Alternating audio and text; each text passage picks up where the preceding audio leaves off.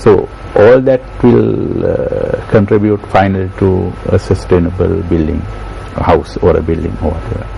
So there are many things. So this knowledge is with the architects now. I think we are glad that we have a new breed of architects now who are equipped with this knowledge, which is a good sign for the future. Of course, and you feel that this is something that is going to continue and become the norm in Sri Lanka in the future, is it? There's going to be a green revolution here in Sri Lanka? Actually, that is the world trend at the moment. Yeah. Okay. Going green. Yeah. Right, But you have no choice. Because, especially if you want to sustain this earth for the future generations, right, we have to act fast. So to do that, it's important to know, be aware of this, and to incorporate this, so that definitely whatever the issues that is there now can be mitigated, can be addressed. I think that's the line of thinking that as a professional and as an institution that we are. And the plus point is like that with the architects, the other allied professions are also we have the engineers and the project managers and quantity surveyors, facility managers, landscape, to create eco-friendly and sustainable they're working design together on this. And that's why we have this Green Building Council. Sri Lanka Architects also had been founder member of this Green Building Council. We want Green Building Council was able to get all these professionals together and harness their knowledge and their synergies, and to make use of them together as I would say competent outfit. So there is a lot of attention for this now in Sri Lanka, and it's been great to speak to you as well about all of these changes, and especially what the architects as a body are doing here in Sri Lanka to really implement the designs into the homes that you build. And now you at home know how you can implement these things as well. So it's really great to be aware of this. Thank you so much for coming on the show and speaking to us about it. I'm afraid that's all the time we have for this segment. It's been great to have you on the show. I hope you had a good morning as well.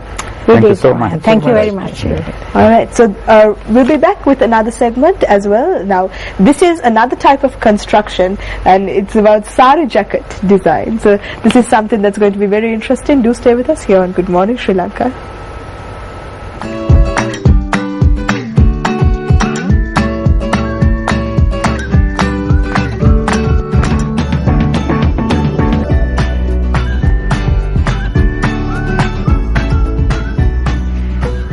Alright, and we are back on the show. You're here with me on Good Morning Sri Lanka, and I have another presenter who has been absent all this time, and I've missed you, Jason. Where have you been? Where have I been? What is that a question to ask? You know how long it took me to get here? I traveled miles, I climbed mountains to come back to the studio. Don't laugh. I'm not laughing. This is not me laughing. Yeah, but I'm here now. So all is good, all is well. The world morning, is Jason. The way it should be. Good morning to you as well. All right. With so passion. We have a very interesting segment coming up, right? Yeah. What do you have in the studio? I'm curious. Alright, so we are going to be speaking about sari jacket designs, and this is something that I'm sure all of you ladies who are watching at home would be very interested in, because I'm interested in this as well. And to speak to us today, we have a designer who's been doing this for quite some time now, and she's Yasisuri Kiribandara, and she is the designer behind the brand Onira. Hey. Good morning. To the show. Welcome to the show. Thank you. Good morning. It's great to have you. Since you mentioned ladies would be interested, fellas would be interested in sari jackets, if you know what I mean, fellas. Yes. Anyway, to ignore the fact that Jason said that on the show and get right into it. So tell us about your career as a designer. How did you start off? Well, as just like everyone else, I first started studying it at one of the reputable colleges in Sri Lanka. Right. And then from then onwards, I worked in a couple of multinational companies in the export sector. So then that kind of gave me the backing and to build myself up as a strong designer with the exposure that I received working for those companies.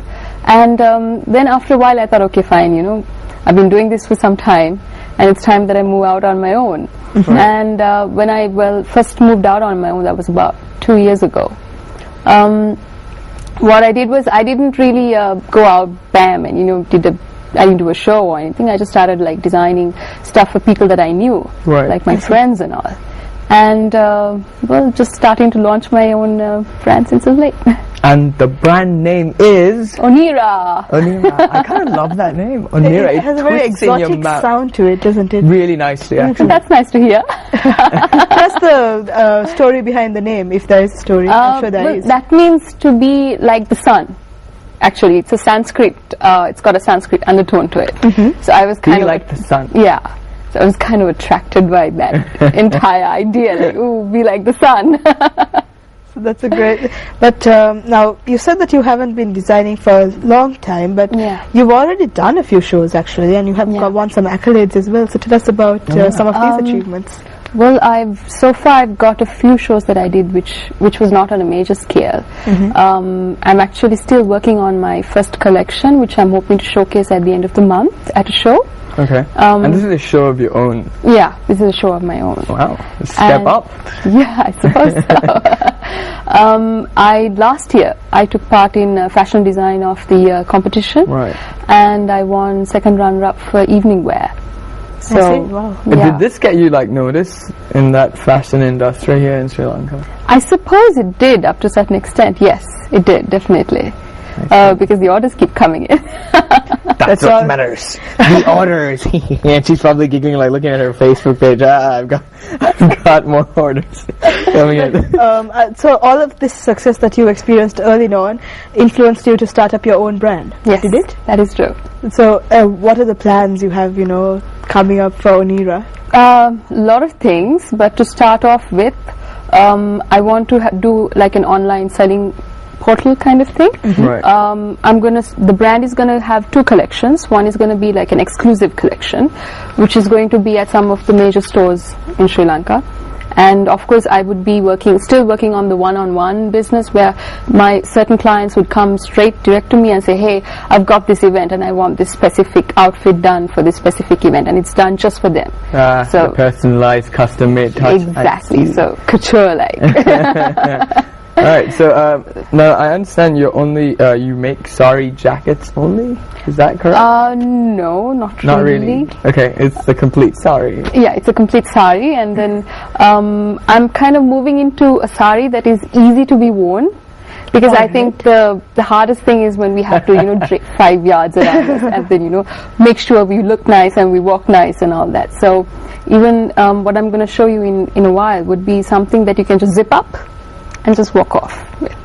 Wow. Yeah. So it's a zip-up sari, which is like a skirt, but then you have the jacket, of course, separately. But then it's so easy to get into that you don't have to know the whole draping story to actually wear a sari and look nice in it. Okay. So wait, it's already pre-draped. Yeah. And then you attach a zip onto it. Yeah. Wow. That's a really great invention. You should patent that actually before anyone starts copying what you're doing. But if you're going to sort of how you came up with these concepts. Now, traditional sari designs are really evolving nowadays. Right? You see people draping it in so many different ways and going crazy with the jacket designs maybe. But there are so many new things that people are experimenting with. And what are the styles that you think are really becoming prominent these days? Well, there are loads, and when you talk about sari designs, I think we are mainly influenced by the Indian market, mainly like the actresses and all that, because they're like totally with it.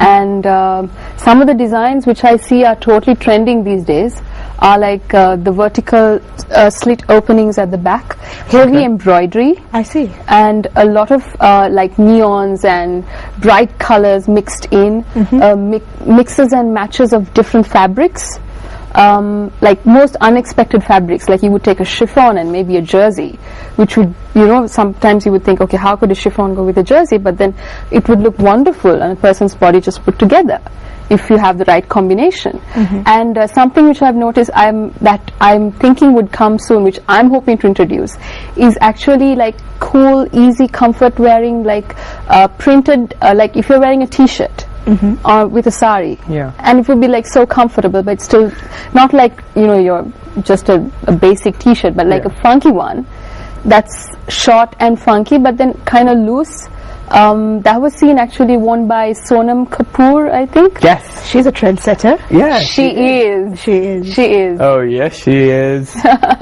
Jason knows She's all huge about with saris. Sonam I mean, you- Kapoor oh. trendsetting.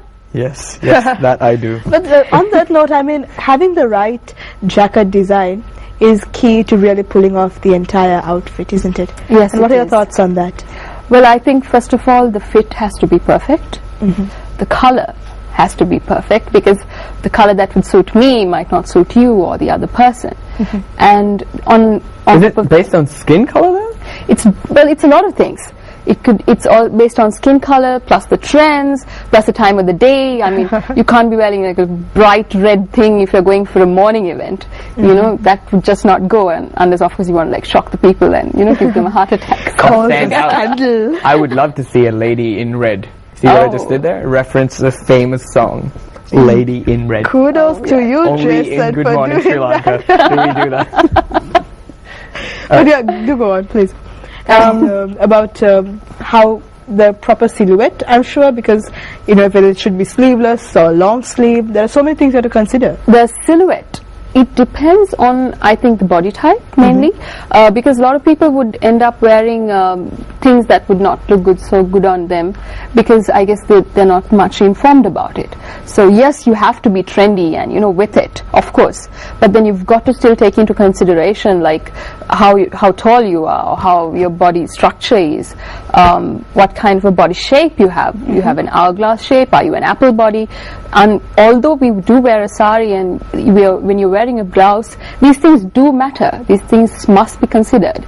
So I guess, yeah, that's another reason. What is the new trends though? What are the new Well, the new trends I would say would be deep backs, like the back line. The neckline should be like really deep. Okay. And another one would be asymmetrical lines. I see. Wow. Yeah, a lot of asymmetricals are coming in. And something else that I've seen is like wearing a lot of tulle and having like the see-through effect. Right. So tulle is really in right now. And Why am I not seeing these in Sri Lanka? Why?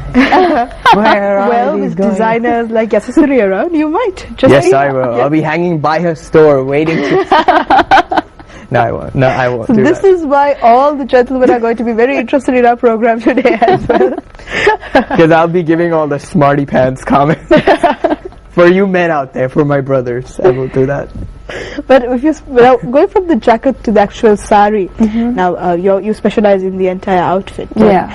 The right sari is also pretty key, and especially the way you drape it. So let's talk about up and coming trends in that particular area, and in saris and in draping. Draping is quite crazy these days. I mean, you have 100 million ways that you can actually drape a sari. There are no rules anymore. Nobody sticks to the rules anymore, and that's the fun part about it.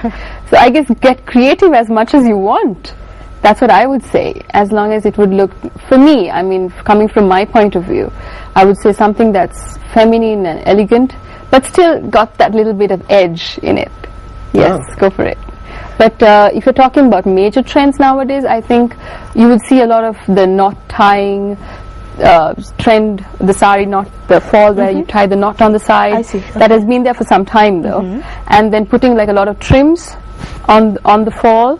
That's in. And the sari in itself, they don't really, nowadays what I'm seeing is that it's not very heavily worked, that it's more light and more modern rather than, you know, like the heavily worked sari that we've seen some time back.